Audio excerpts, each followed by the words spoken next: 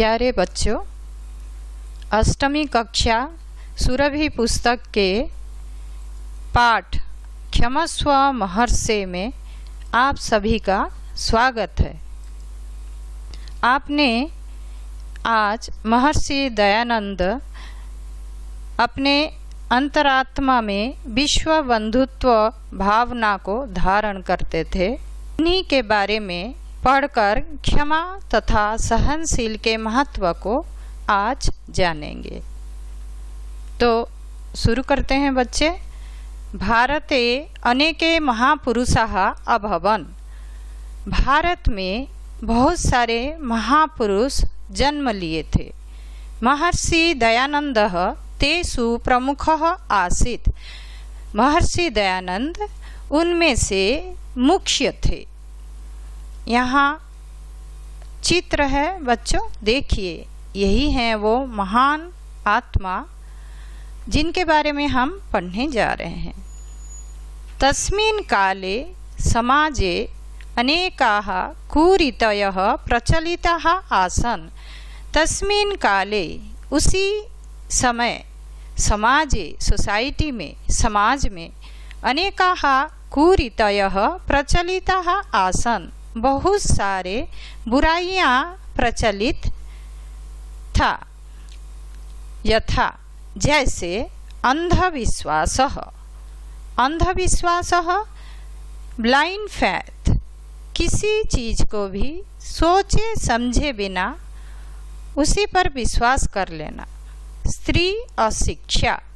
स्त्री अशिक्षा कहने से स्त्रियों को पढ़ने की अनुमति नहीं देना। उस वक्त स्त्रियों को, लड़कियों को पढ़ने के लिए इजाज़त नहीं दिया जाता था। बाल विवाह, चाइल्ड मैरिज। बच्चों को किसी चीज़ का भी पता ना था, परंतु उनका विवाह कर दिया जाता था। जाति प्रथा। जाति प्रथा ऊंच नीच, छोटा बड़ा, छुआछूत, ये सारे बुराइयां समाज में फैला हुआ था। तो तस्मिन् काले समाजे अनेकाः कुरीतयः प्रचलिताः आसन्। यथा अंधविश्वासः, स्त्री अशिक्षा, बालविवाह, जाति प्रथा इत्यादयः। एतः सर्वः निवारयन् वेदधर्मं च प्रचारयन् महर्षिः भारते सर्वत्र अभ्रमत्। एतः सर्वः निवारयन्, ये सारे हटाते हटाते वेद धर्मं च प्रचारयन्, और वेद धर्म को प्रचार करते करते, उपसर्ग चर धातु शत्रु प्रत्यय, प्रचार करते करते महर्षि भारते सर्वत्र अभ्रमत्। महर्षि ने भारत के हर जगह, हर देश घूमते थे। सत्यासत्यस्य ज्ञानार्थं सः एकं प्रसिद्धं ग्रंथं सत्यार्थ प्रकाशम अपि रचितवान्। सत्यासत्यस्य, सत्य जोड़ असत्यस्य, सत्य और असत्य का ज्ञानार्थम, ज्ञान के लिए, सः एकम प्रसिद्धम ग्रंथम, उसने एक प्रसिद्ध ग्रंथ जिसका नाम था सत्यार्थ प्रकाशम। सत्यार्थ प्रकाश को भी, अपि का मतलब है भी, रचितवान, रचना किए थे, बनाए थे। रच धातु तबक्तु प्रत्ययः। महर्षि दयानंदः अतीव क्षमाशीलः अपि आसीत्। महर्षि दयानंद, यहाँ महर्षि दयानंद विशेष्य विशेषण संबंध है। महर्षि आपका विशेषण है और दयानंद विशेष्य है। अतीव, अति जोड़ ईव, दीर्घ संधि है। क्षमाशीलः अपि आसीत्, बहुत ही सहनशील थे। एकदा सः काशीनगरे गंगायाः तटे एकस्मिन् कुटीरे शिष्यैः सह अतिष्ठत्। एकदा, एक बार, सः काशीनगरे, उन्होंने काशी नगर में गंगायाः तटे, गंगा के तट पर, एकस्मिन् कुटीरे, एक कुटिया में, शिष्यै सह अतिष्ठत्, अपने शिष्यों के साथ रहते थे। तत्र समीपम एव एक यात्री ही अपि अतिष्ठत्, वहीं पर जहाँ स्वामी जी रहते थे वहीं पर समीपम एव पास में ही एक यात्री ही और एक यात्री भी अतिष्ठत् रहता था, ठहरा हुआ था। ईर्ष्या सह यात्री महर्षेः कुटीरम् आगत्य अकारणम् एव महर्षिं दुर्वचनानि वदति स्म। ईर्ष्या, ईर्षा शब्द है स्त्रीलिंग। ईर्ष्या, ईर्षा के द्वारा, ईर्षा से सह यात्री, जलन से उस यात्री, महर्षेः कुटीरम् आगत्य, महर्षि के कुटिया में आकर, अकारणम एव बिना कारण का, बिना कोई रीजन का ही महर्षिम दुर्वचनानि वदति स्म, महर्षि को कटु वचन, बुरे बातें कहता था।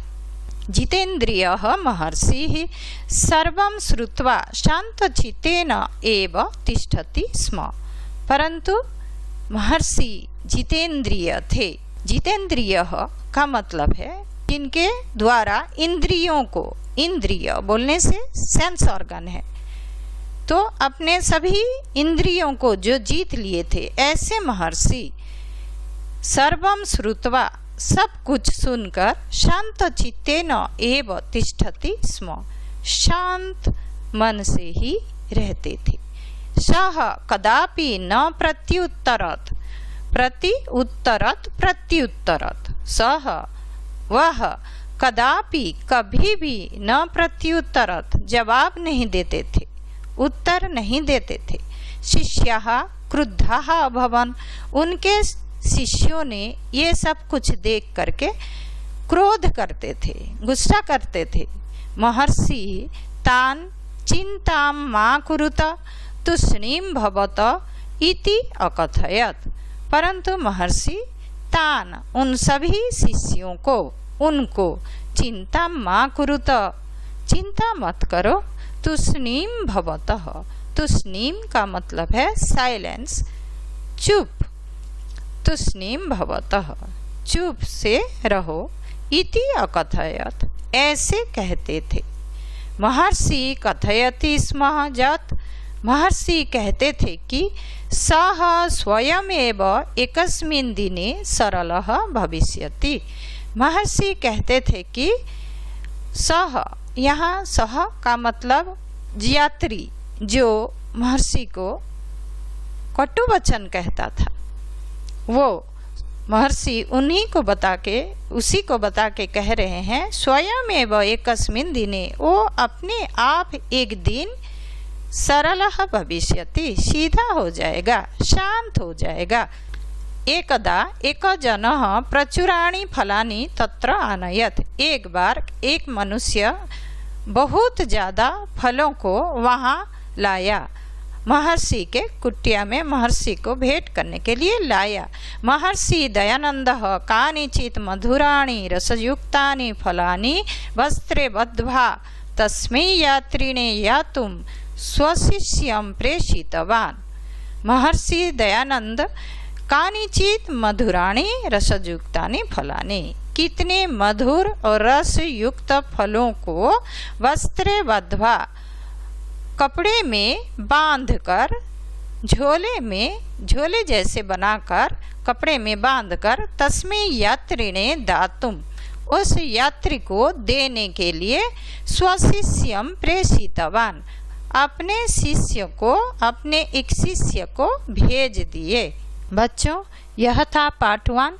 पार्ट 2 को देखने के लिए आई बटन पर क्लिक करें या फिर मेरे चैनल में जाएं तथा सब्सक्राइब करें ऐसे ही वीडियोस देखने के लिए करें।